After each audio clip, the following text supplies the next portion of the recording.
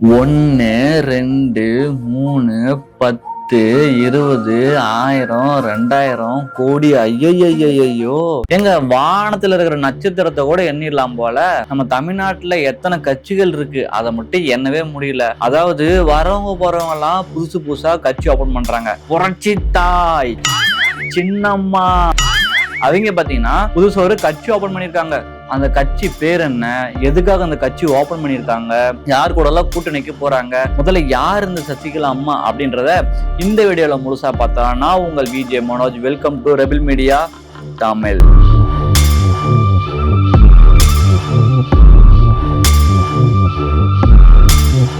யார் இந்த தேவதை, யார் இந்த தேவதை. சிரிப்பா இருக்குல்ல. நம்ம சின்னம்மா இருக்காங்கல்ல, அவங்கதான் அந்த தேவதை. அதாவது புதுசா ஒரு கட்சி ஓபன் பண்ணிருக்காங்க. கட்சியின் பேர் என்னன்னு கேட்டோம்னா நீங்களே ஷாக் ஆயிருவீங்க. ஆ இ பூ த மு மா. ஐயோ முடியல. என்னங்க பேரு இது, என்ன பேரு? அதாவது அனைத்திந்திய புரட்சி தலைவர் மக்கள் முன்னேற்ற கழகம். என்ன கழகமோ தெரியல. இத பத்தி நான் கொஞ்சம் டீட்டெயிலா பேசணும். பட் அதுக்கு முன்னாடி, யார் இந்த சசிகலா, எங்கிருந்து வந்திருக்காங்க, இங்க பின்னணி என்ன? சாதாரண கேசட் கடை வச்சிருந்த சசிகலா இப்போ ஒரு கட்சியே ஓபன் பண்றாங்க அப்படின்னா யாரு இவங்க அப்படி கண்டிப்பா பாத்துறோம்ல. ஒரு ஓரலா பாத்திரலாம். 1954 ஆண்டு, ஓர் அடிக்காது, டக்குன்னு முடிச்சிடறேன். 1954 ஆண்டு பிறந்திருக்காங்க. அப்படியே பிறந்து வளர்ந்து சென்னையில இருக்கிற போயஸ் கார்டன் இருக்குல்ல, ஒரு கேசட் கடை நடத்திட்டு வராங்க. வினோத் வீடியோ விஷன் அப்படின்ற ஒரு கேசட் கடை நடத்திட்டு வராங்க. அந்த கேசட் கடையில பாத்தீங்கன்னா கேசட்ல வாடகை கொடுப்பாங்கல்ல, அது ஒண்ணு. ரெண்டாவது இந்த போட்டோ ஷூட்ல எடுக்கிறது. போயஸ் கார்டன்ல வச்சிருக்கனால நம்ம ஜெயலலிதா அம்மா இருக்காங்கல்ல, அவங்க அடிக்கடி கடைக்கு போவாங்க. அந்த கேசட் வாங்குறது பண்றது இப்படி எல்லாம் இருந்திருக்கு. ஒரு கட்டத்துல என்ன பண்ணிருக்காங்க, நான் பிரச்சாரம் போறது, தேர்தல் கூட்டத்துக்கு போகும்போது நீங்க உங்க வீடியோ விஷன் மூலியமா வீடியோ பண்ணித்தாங்க அப்படின்னு கேட்டிருக்காங்க. சசிகலாவும் சரி அப்படின்னு சொல்லியிருக்காங்க. அப்போ சசிகலா மட்டும் இல்ல, சசிகலா அவருடைய கணவர் நடராஜர், அவர் பாத்தீங்கன்னா திமுக ஒரு பதவியில இருந்திருக்காரு, ஒரு கவர்மெண்ட் ஒர்க்ல இருந்திருக்காரு. இவங்க 2 பேரும் கல்யாணம் பண்ணியிருந்தாங்க. 2 பேரும் ரொம்ப ஃப்ரெண்ட்ஸ் ஆயிட்டாங்க. அடுத்த கட்டமா என்ன பண்ணிட்டாங்க, வேதா நிலையம் அப்படின்றது ஒண்ணு இல்லைங்க, நம்ம ஜெயலலிதா அம்மா இருக்காங்கல்ல, அவங்க இருக்க வீடு. அந்த வீட்டுக்குள்ளேயே இவங்க நுழைய ஆரம்பிச்சுட்டாங்க. 2 பேரும் அப்படியே நெருங்கின தோழி. தொண்டர்கள் என்ன பண்ணிருக்காங்க, ஆஹா ஜெயலலிதா அம்மாவுக்கு சசிகலா ஃப்ரெண்ட்ஸா இருக்காங்க, நம்ம என்ன பண்ணோம், சின்ன மீனை போடுதா பெரிய மீனை பிடிக்கணும் அப்படின்ட்டு இவங்கள நம்ம அம்மான்னு கூப்பிட்டோம்னா, இவங்களையும் நம்ம சின்ன அம்மான்னு கூப்பிட்டோம்னா அப்பதான் அம்மாவுக்கு மனசு அப்படியே குளிரும் அப்படின்னு சொல்லி சின்னம்மா அப்படின்னு கூப்பிட்டு நல்லா ஊசி பேட்டி விட்டானுங்க. நம்ம சும்மாவே காட்டுன்னு காட்டுவோம், காலைல சலங்கை வேற கட்டி விட்டீங்கன்ட்டு சின்னம்மான்னு கூப்பிடுது. அவங்களுக்கு ஒரு பெருமை.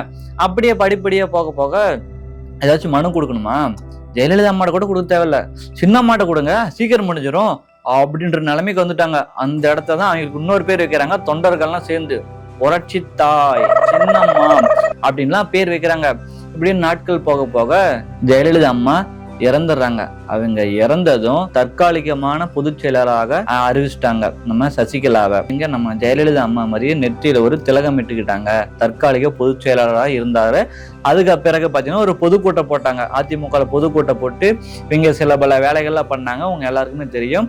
அந்த வேலையினால பெங்களூர் ஜெயிலுக்கு சுற்றுப்பயணம் போனாங்க. அதன் பிறகு பாத்தீங்கன்னா கட்சிக்கும் உங்களுக்கும் எந்த சம்பந்தம் இல்லை அப்படின்னு சசிகலாவை வந்த வழியை அப்படியே அனுப்பி விட்டுட்டாங்க. அதோட முடிஞ்சது. அதுக்கப்புறம் இரட்டை தலைமுறை போயிருந்துச்சு. எடப்பாடி அப்புறம் ஓபிஎஸ், இவங்க 2 பேரும் சேர்ந்து ஆண்டுட்டு இருந்தாங்க. எடப்பாடி அவர்கள் பொதுச் செயலாளரா கையில எடுத்தாங்க. இன்னை வரைக்கும் அவரு தான் கையில வச்சுட்டு இருக்காரு. இருந்தாலும் அங்க வெளியில வந்ததுக்கு அப்புறம் சசிகலா எவ்வளவுதான் போராடினாங்க, எப்படியாவது இந்த கட்சியை நானு கட்டி காப்பண்டி அப்படின்னு சொல்லி பார்த்திருக்காங்க. ஆனா ஒன்னும் பண்ண முடியல. ஏன்னா எடப்பாடியா சும்மா இருப்பாரா, லட்டுல வச்சு நினைச்சியாதாஸ், நட்டுல வச்சு. சரி ஓகே, இதெல்லாம் செட் ஆகாது, நம்ம தனி கட்சி ஓபன் பண்ணாதான் சரி வரும் அப்படின்னு சொல்லிட்டு சசிகலா என்ன பண்ணிருக்காங்க, புதுசா ஒரு கட்சி ஓபன் பண்ணிருக்காங்க.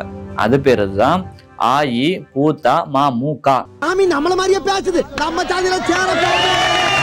அனைத்திந்திய புரட்சி தலைவர் மக்கள் முன்னேற்ற கழகம் அப்படின்னு ஓபன் பண்ணிருக்காங்க.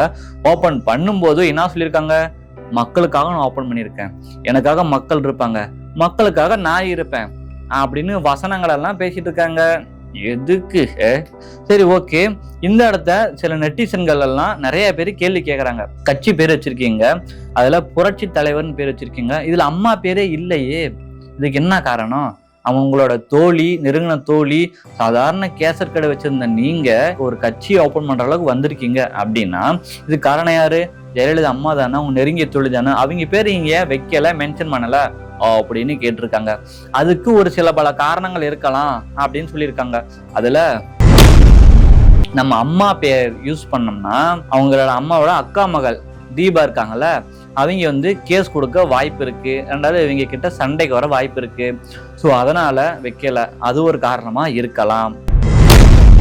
எம்ஜிஆர் விசுவாசிங்க இருக்காங்கல்ல, அவங்களெல்லாம் மடக்கி பிடிக்கணும் அப்படின்னா அம்மா பேர்லாம் யூஸ் பண்ண தேவையில்லப்பா, நம்ம எம்ஜிஆர் புரட்சி தலைவர் அவர் பேர் யூஸ் பண்ணாலே போதுமானதா இருக்கும். ஸோ அதனால அவர் பேரை யூஸ் பண்ணிக்கிட்டாங்க. அதாவது அதிமுகவும் அமமுகவும் இவங்க ரெண்டு பேர் பார்த்தீங்கன்னா அம்மாவுடைய பேர் அடிக்கடி யூஸ் பண்றாங்க, நிறைய தடவை யூஸ் பண்றாங்க, அதுலயும் அம்மாவுடைய பெயர் இருக்கு. ஸோ நம்மளும் அதே மாதிரி அம்மா பேர் ஓப்பன் பண்ணா நம்ம எப்படி தனியா தெரியும்? டிஃப்ரெண்டா தெரிய மாட்டோம்ல. ஸோ அதனால என்ன பண்ணும், டிஃப்ரெண்டா தெரியணும், அதுக்காகவே புரட்சி தலைவர் அவர் பெயர் மட்டும் யூஸ் பண்ணியிருக்காங்க அப்படின்னு ஒரு காரணம் சொல்லப்படுது. தானே ஓபன் பண்ண கட்சி கிடையாது இது. அதாவது வேற ஒரு தொண்டன் ஓபன் பண்ணத நான் இணைஞ்சு அதை எடுத்து வழி நடத்துறேன். அதாவது எம்ஜிஆர் இருக்காருல்ல, அந்த காலத்துல எம்ஜிஆர் என்ன பண்ணிருக்காங்க, டிஎம்கேல இருந்து வெளியே வந்ததுக்கு அப்புறம் அதிமுகன்ற ஒரு கட்சியை அவரே ஓபன் பண்ணல, வேற ஒரு தொண்டன் ஓபன் பண்ணி இந்த கட்சியை இவரு ஜாயின் பண்ணி இவரு வழி நடத்திட்டு வந்தாரு. ஸோ அது மாதிரியே நானும், அதாவது எம்ஜிஆர் மாதிரியே நானும் தொண்டன் கிட்ட இருந்து இந்த கட்சியை வாங்கி அதை நான் வழி நடத்தி நான் வருங்கால முதலமைச்சர், நிரந்தர முதலமைச்சரா நான் வருவேன். கண்டிப்பா நீ முதலமைச்சரா வருவீங்க, எனக்கு நம்பிக்கை இருக்கு.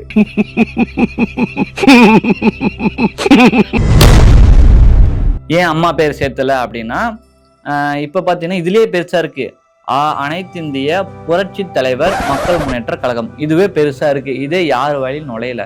இதுவே நம்ம அம்மா பேர் சேர்த்தோம்னா அனைத்திந்திய புரட்சி தலைவி புரட்சி தலைவர் மக்கள் முன்னேற்ற கழகம்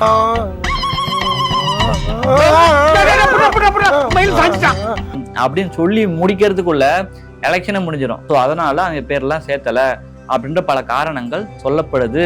எனக்கு ஒரு டவுட், எங்கேயோ இருந்து நீங்க இவ்வளவு தூரம் வந்துட்டீங்க, படத்தெல்லாம் சொல்லுவாங்கல்ல பவர் பவர் வேணும் பவர் வேணும்னு சொல்லுவாங்கல்ல, அந்த பவர் தான் எல்லாத்துக்கும் அந்த பைத்தியம் பிடிச்சி அலையுதுன்னு நினைக்கிறீங்க. அந்த பவர் இல்லாம இருக்க முடியல போல.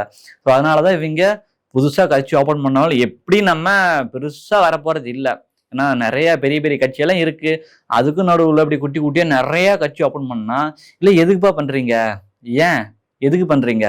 மக்கள் செல்வாக்குள்ளாம கட்சி ஓபன் பண்ணி நான் தான் பண்ண போறீங்களோ? எனக்கு ஒன்றும் புரியலப்பா. ஆனா கட்சி ஓபன் பண்ணி ஒரு பவர்ல இருக்கணும். கேட்டா நான் ஒரு கட்சியில இருக்கேன்ப்பா, கட்சி என்னோட பொறுப்புல இருக்கு. சரி, ஓகே. சசிகலா அவங்களோட வாழ்க்கை வரல நான் ஓரளவுக்கு சொல்லியிருக்கேன். உங்களுக்கு தெரிஞ்ச விஷயங்களை நீங்க கமெண்ட்ல சொல்லுங்க. இவங்க கட்சி ஓபன் பண்ணிருக்காங்களே அதை பத்தி உங்க கருத்து என்னன்னு கமெண்ட்ல சொல்லிடுங்க. பாய். ஒன்னு சொல்ல மறந்துட்டேன், கட்சியோட சின்னம் சொல்ல மறந்துட்டேன். பாத்தீங்களா, கட்சியோட சின்னம் எதுவுமே இல்லைங்க. நமது ஓட்டு தென்னந்தோப்பு, நமது ஓட்டு தென்னந்தோப்பு, நமது ஓட்டு தென்னந்தோப்பு. தென்னந்தோப்புக்கு போடுங்க. இன்னும் என்ன நீ பைத்தியக்காரனவே நினைச்சிருக்கிறல்ல நீ?